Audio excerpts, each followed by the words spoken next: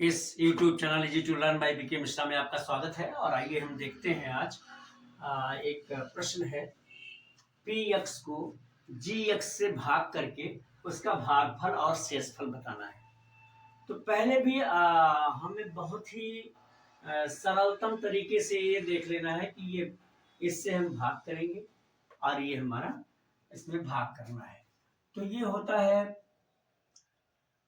पहले हम इसको लिख लें,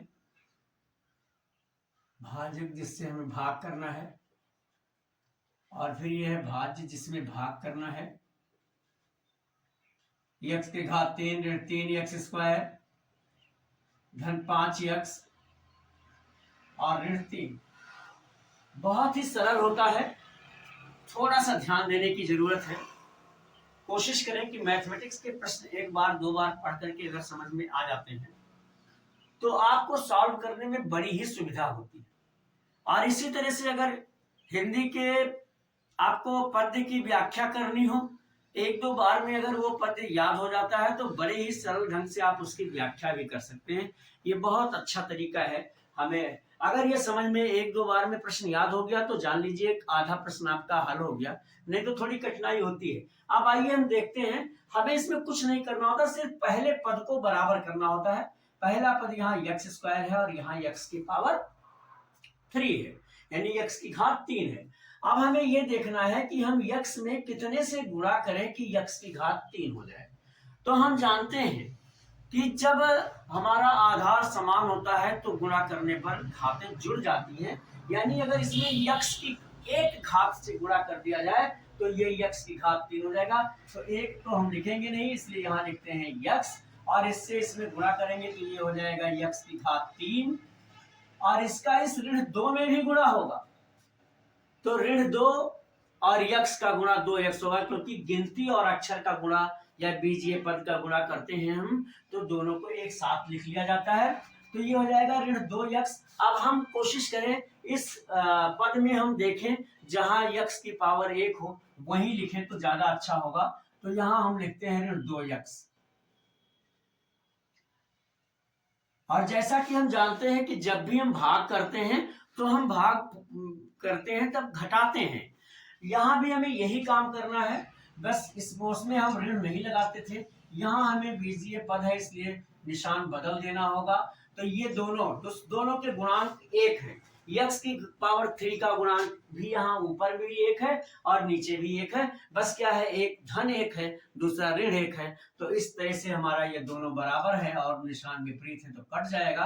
अब यहाँ बचेगा ऋण 3x की घात 2 3x² यानी 3x², और ये धन था ये भी धन हो गया तो दोनों एक साथ जुड़ गए तो ये हो जाएगा 7x यानी 7x। और बीजीय हम जब ये भाग करते हैं बीजीय पदों का तो हम पूरी जो बचे हुए पद हैं, बची हुई गिनती अक्षर जो भी हैं, हम उन्हें एक साथ उतार लेते हैं। अब हमें देखना है कि हम x² में कितने से गुणा करें कि ऋण 3x² हो जाए। तो पहले तो हमें ये देखना है, ये धन है, इसमें अगर हम ऋण से गुणा करेंगे तो हमारा ऋण होगा, इसलिए यहाँ हमने ऋण लगा दिया। और इसमें अगर हम 3 से गुणा कर देंगे तो ये 3x² हो जाएगा, इसलिए मैंने वहां 3 लिख दिया। अब ये ऋण 3 और x² का गुणा होगा तो ये आ जाएगा ऋण 3x², और इसी ऋण 3 का ऋण 2 में गुणा होगा तो आ जाएगा ऋण और ऋण का गुणा, जैसा कि हम जानते हैं कि धन होता है।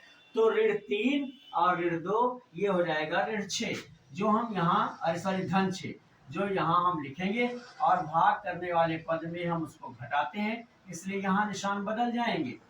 अब बदल जाएंगे तो ये दोनों के गुणांक 3 है, एक का ऋण 3 है दूसरे का धन 3 है, इस तरह से ये कट जाएगा।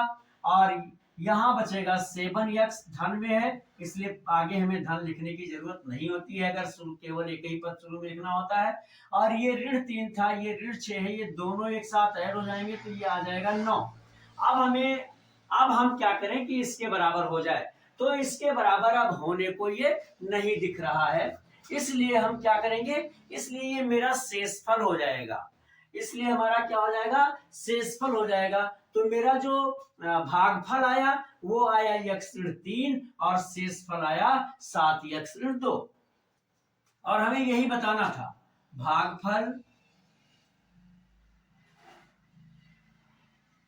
भागफल मेरा आया x ऋण 3, और जो शेष फल आया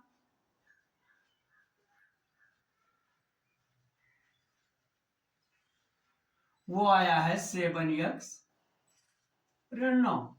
हाँ, ये तो मेरा आंसर आ गया। अब अगर ये मेरे बताने का तरीका आपको अच्छा लगा हो, समझ में आया हो, तो मेरे वीडियो को लाइक जरूर करें, और चैनल सब्सक्राइब ना किया हो तो कर दीजिए प्लीज, और अपने मित्रों को भी शेयर कर दें। और जैसा कि हम पीछे भी बताए हैं, किसी भी तरह की आपकी मैथमेटिक्स की प्रॉब्लम हो, हिंदी के व्याकरण में हो, इंग्लिश के ग्रामर में हो, या फिजिक्स के न्यूमेरिकल में हो, तो मेरे व्हाट्सएप नंबर 9452510385 पर लिखकर भेजें। सलूशन आप तक अवश्य पहुंचेगा। अब तक मेरे साथ इस वीडियो में बने रहने के लिए बहुत बहुत धन्यवाद।